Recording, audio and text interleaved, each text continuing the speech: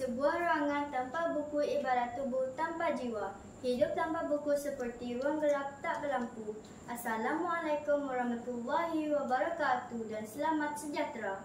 Saya Nur Kalisha binti Belhasan, murid Sekolah Kebangsaan DIT dan berumur 12 tahun. Saya bercita-cita ingin menjadi seorang guru. Terlebih dahulu, saya panjatkan rasa syukur kerana diberikan peluang untuk berkongsi ilmu tentang bahan bacaan saya. Sebelum saya memulakan ulasan buku, izinkan saya berkongsi sebuah pantun. Baca buku luas pengetahuan, menambah ilmu sepanjang hayat. Rajin membaca jadi amalan, mencapai kejayaan berkat dan nikmat. Membaca bukan sekadar hobi, tetapi jambatan ilmu yang membuka pintu kejayaan. Oleh itu, pada hari ini, saya ingin berkongsi ulasan tentang sebuah buku yang berjudul Mengapakah Mamalia Berbulu? Pernahkah soalan ini terlintas di pikiran kita semasa kita menggelai kucing kesayangan kita? Menarik bukan?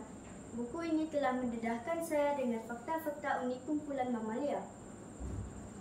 Membelik setiap helai buku yang ditulis oleh Camilla Della Bedoyer dan diterjemahkan oleh Hazza Hizar Abdul Hamid menjadikan saya berasa sangat teruja dengan isi kandungannya yang membangkitkan rasa ingin tahu terhadap dunia haiwan. Buku ini diterbitkan oleh Institut Terjemahan Negara Malaysia Berhad dan diterbitkan pada tahun 2011. Ia dikategorikan dalam pengkelasan 599, iaitu ilmu sains berkaitan haiwan mamalia. Buku ini mempunyai 32 halaman bercetak. Dengan font dan saiz tulisan yang pelbagai, setiap persoalan ini dan penerangannya dapat dibaca dengan jelas dan mudah. Lebih menarik lagi, bahan grafik yang dipaparkan berwarna serta dilabelkan untuk memperjelaskan konsep sains dan membantu meningkatkan pemahaman pembaca. Bahagian terakhir buku juga dimuatkan ruangan kuis untuk menguji pemahaman pembaca terhadap ilmu baharunya.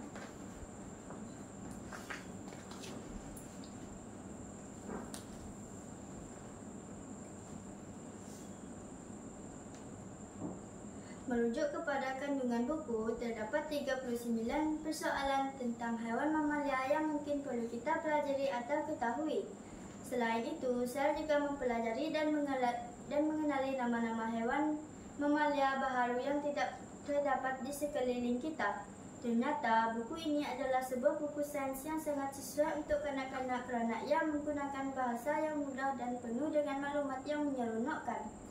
Mari kita mengupas serba sedikit kandungan buku ini sebagai satu sesi perkongsian ilmu. Merujuk kepada tajuk buku, ia menerangkan tentang mamalia, iaitu kumpulan haiwan yang mempunyai bulu atau rambut. Dan mengapa bulu itu sangat penting untuk mereka? Saya belajar bahawa bulu bukan sahaja berfungsi untuk menghangatkan badan mamalia, tetapi juga membantu mereka dalam perlindungan dan penyamaran. Sebagai contoh, harimau mempunyai belang yang membantunya bersembunyi di antara rumput, manakala beruang kutub mempunyai bulu putih untuk menyamarkan dirinya di salji.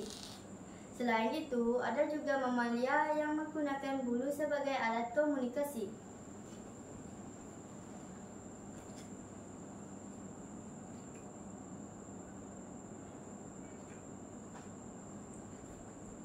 Lemming, satu nama haiwan mamalia baharu yang saya pelajari dari buku ini. Lemming adalah sejenis haiwan kutub utara yang menyerupai tikus besar yang hidup dalam kawanan. Lemming betina boleh mula beranak apabila mencecah usia 14 hari. Selepas itu, ia boleh beranak sehingga 12 ekor pada setiap bulan. Pastinya, fakta ini menggambarkan kumpulan mamalia yang unik yang tidak pernah kita ketahui selama ini. Mengapakah sesetengah mamalia mempunyai sisik? Sebelum menjawab persoalan ini, adakah kita dapat mengenal pasti apakah mamalia yang bersisik? Mungkin ini berlainan dari kebiasaan sifat mamalia yang berbulu. Tenggiling. Ya, tenggiling merupakan mamalia yang bersisik. Ia berfungsi sebagai perisai untuk melindunginya daripada haiwan lain dan singatan serangga yang berbisa. Sebenarnya, banyak lagi perkara yang menarik dalam buku ini untuk kita ketahui bersama. Setiap persoalan akan terjawab sebagai ilmu tambahan sekiranya kita mampu meluangkan masa untuk membaca buku ini. Secara keseluruhannya, saya sangat suka buku ini dan saya memberi 5 bintang untuk buku ini. Ia sangat sesuai untuk rakan-rakan yang ingin tahu lebih banyak tentang hewan, terutama mamalia. Saya mengusulkan buku ini kepada semua yang suka belajar tentang dunia hewan dengan cara yang menyeronokkan. Sekian saja ulasan saya. Terima kasih.